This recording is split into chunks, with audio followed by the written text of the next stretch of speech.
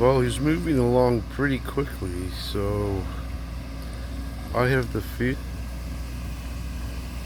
he's going to have this road smoothed out today, which means tomorrow he can start digging stumps out of the ground on the building site. So here in Thailand, this is a municipal road, but if you want it looking good, you got to pay for the work yourself. Now I'm hoping that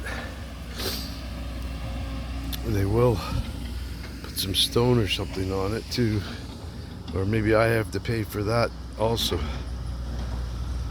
But when we get to the property, that's when we start cement roads, because cement roads is the only way to guarantee good access in all seasons.